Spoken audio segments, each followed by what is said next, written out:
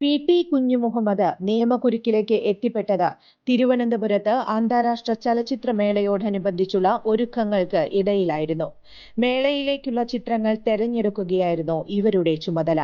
ഒരുക്കങ്ങൾക്കിടയിൽ വനിതാ സംവിധായകയെ കയറിപ്പിടിച്ചതാണ് പോലീസ് നടപടിയിലേക്ക് എത്തിക്കാനിടയാക്കിയത്.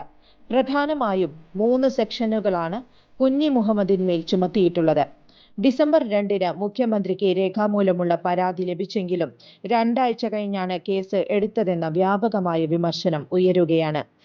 എന്നാൽ വർഷങ്ങൾക്ക് മുമ്പ് അമല ആശുപത്രിക്ക് മുൻവശത്തായി പി.ടി. കുഞ്ഞുമുഹമ്മദിന്റെ നേതൃത്വത്തിൽ തുടക്കം കുറിച്ച പ്രജാപുരി ലോഡ്ജിൽ ഇദ്ദേഹത്തിന്റെയും സഹപ്രവർത്തകരുടെയും പ്രധാന താവളമായിരുന്നു.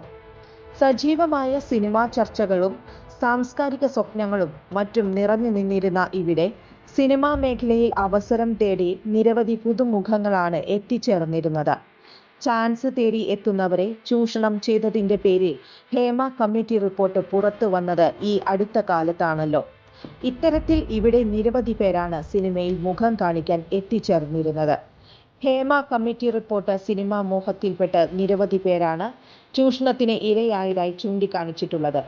തിരുവനന്തപുരത്ത് പി.ടി. കുഞ്ഞുമുഹമ്മദ് പിടിയിലായതിന് പിന്നാലെ തൃശൂരിലുണ്ടായ ഇക്കാര്യങ്ങളെക്കുറിച്ചും വ്യക്തമായ അന്വേഷണം നടത്തേണ്ടി വരുമെന്ന് ഉറപ്പ്.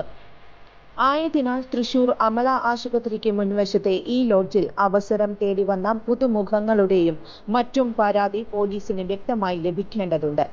ആയതിന് പോലീസ് അന്വേഷണം തൃശൂരിലേക്ക് വ്യാപിപ്പിക്കേണ്ടതുണ്ട്.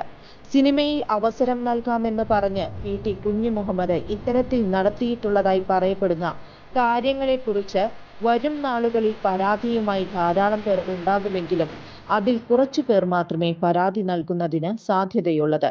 പലർക്കും കേസിനു പുറകെ നടക്കാൻ താൽപ്പര്യമില്ലായ്മ ഉണ്ടാകുക സ്വാഭാവികം. പക്ഷേ പി.ടി. കുഞ്ഞുമുഹമ്മദിന്റെ സ്ത്രീത്വത്തെ ചൂഷണം ചെയ്തതിന്റെ പേരിൽ കേസും ഭാവിയിൽ അറസ്റ്റും പുറംലോകം അറിയുന്നത് ഇപ്പോൾ മാത്രമാണ്.